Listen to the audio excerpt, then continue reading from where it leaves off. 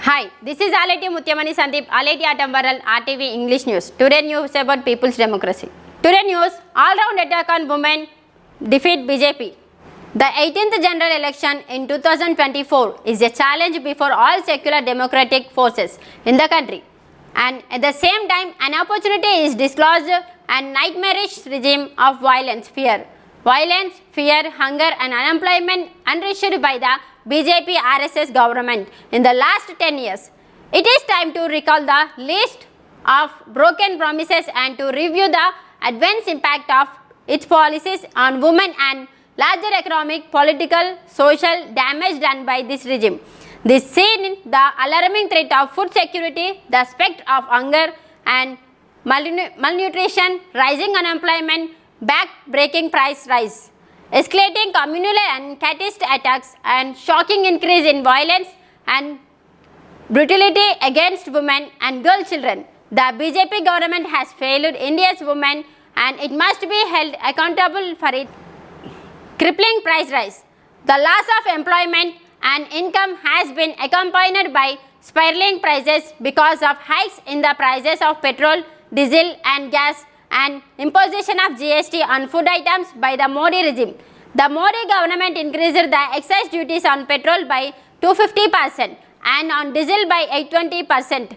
Instead of taxing the rich, it is taxing and poor by imposing much indirect taxes. In addition, it has deleted the Essential Commodities Act that allows hoarding and weakened the public distribution system PDS. In the last 10 years, the prices of food items have skyrocketed.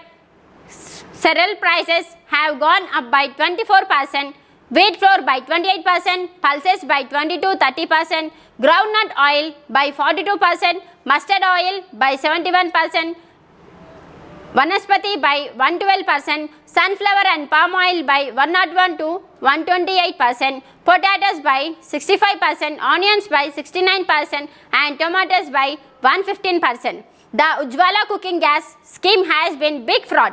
Only one free connection was provided under this scheme. The next refill of the gas cylinder had to be purchased.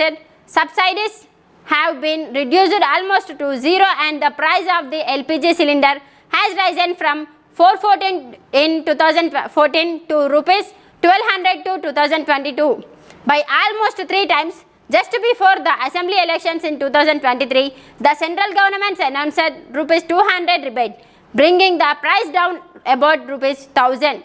This is still 2.5 times the 2014 prices. Food security threatened. In 2014, India ranked 63 in Global Hunger Index and this position came down 101 in 2021 and by 2023, India ranks 111 out of 125 countries.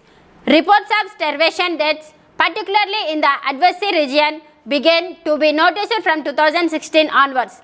Instead of taking steps to remedy this problem, the Modi government had systematically weakened the public distribution system. The number of Antyodaya cards have been decreased. The linking of ration cards and Aadhaar card has led to cancellation for a large number of cards. More than 4 crore ration cards have been cancelled between 2013 and 2021. The Modi government reduced the quantity of grains from 35 kg per family to 5 kg per person. During the pandemic, in the name of providing 80 crore people with the free grains, it stopped the distribution of 5 kg subsidized grains under the PDS system. The central government also stopped giving sufficient food grains to opposition rural state governments. The ICDS and midday meal programmers are essential to tackling growing malnutrition. These schemes have been combined into the ICDS and midday meals program are essential to tackling growing malnutrition.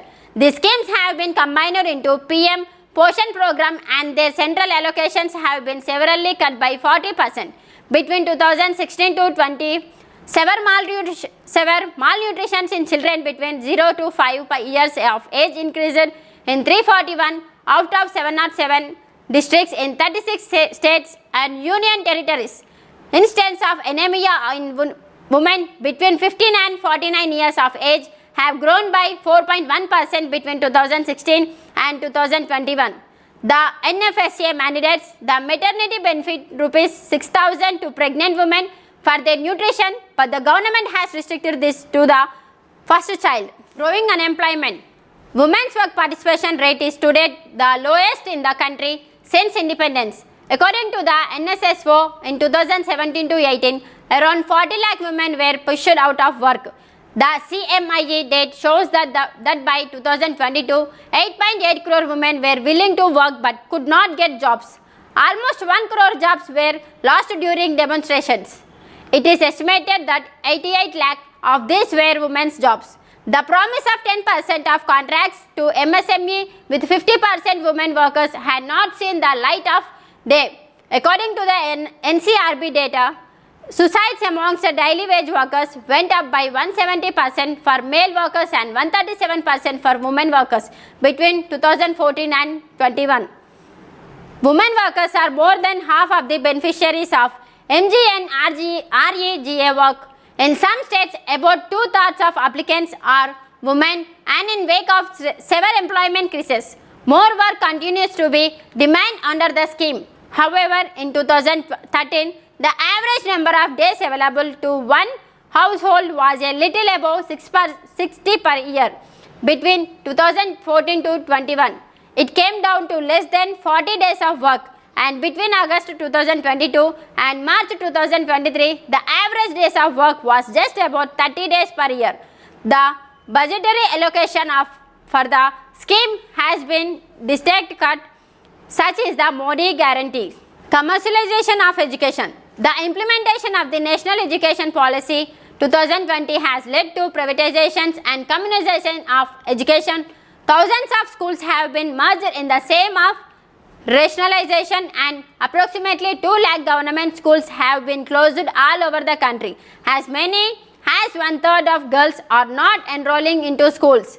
The Modi government has been spending less than 0.5% of the GDP on education between 2018 and 2023. This proportion came down 0.46 to 0.37%. Girls from economically and socially backward classes are being deprived of higher education due to the massive hikes in fees. Scholarships for girls and women from minorities, Dalit, Advasi and other vulnerable sections have been stopped. Targeting of students from minority communities was especially evident in the case of Hazip and Karnataka schools.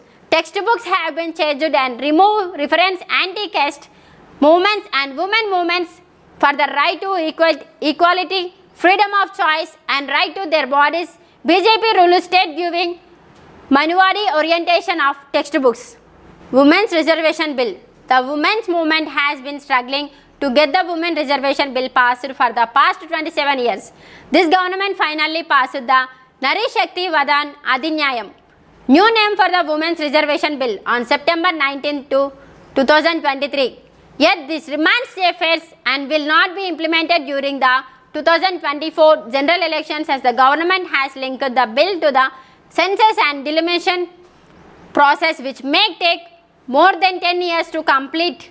In the last 10 years in power, the government did not pass this bill in a cynical attempt to exploit women voters for electors' gains, and chose to bring it just months away from the general elections 2024, that the two in a way that it cannot be implemented. Attacks on women's rights as citizens and dilution of laws. The political support for the Hindutva brigade has led to push towards the weakening of the citizenship rights of women and dilution of the laws for their protection against violence. The announcement of new CAA rules will further worsen the situations. The BJP government campaign on love jihad has been used to attack little faith marriages and women's right to choose their partner. Many BJP ruled states have passed laws against interfaith marriages.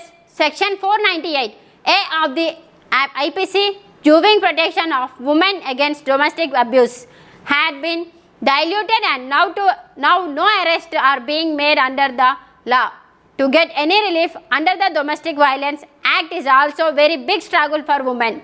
The agenda of right-wing organizations to oppose any form of social changes that alters patriarchal authority and puts women in charge for their own lives is strongly supported by this government. Rising atrocities and violence against women. The graph of violence against women started rising from 2014 onwards, as seen clearly from the NCRB data. In 2014, around 37 crimes were committed against women every hour, but by 2021, this number had gone up to 49, an increase for more than 30%. The conviction rates for almost all crimes has hovered or around mere 23 to 25%. By 2021, the number of daily rapes was at the average of about 90 rapes per day. The number of rapes ST girls went up from 2.5 per day in 2014 to 4 per day in 2021, and for SC girls from 6 to 11 per day in the same period. BJP ruled Uttar Pradesh topped the list in crimes against women for 6 consecutive years from 2017 to 2022. The horrifying rapes and murders at Hathras, Unnao and other places in Uttar Pradesh shocked the entire country.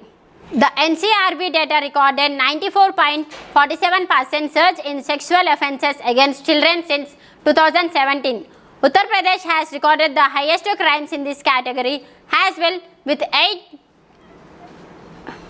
8.136 cases out of total 63,414 cases recorded in 2022. These figures show that the BJP-RSS Hindutva policies has led to an alarming rise in violence against women.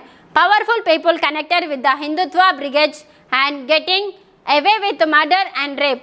The case of BJP MP Brij Bhushan Sharan Singh and the sexual harassment figures showed that the BJP-RSS Hindutva politics has led to an alarming rise to violence against women.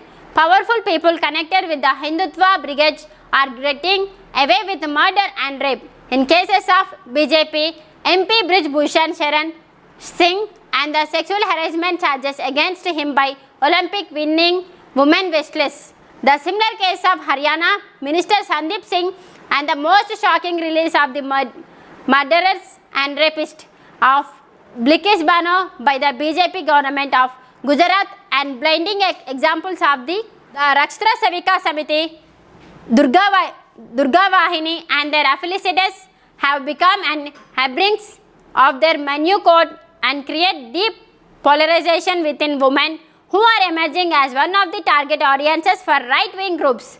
Containing this remains one of the biggest emerging challenges for the democratic women's organizations. This is for Socialistic System, Ality Atom World, RTV English News. Please share and subscribe.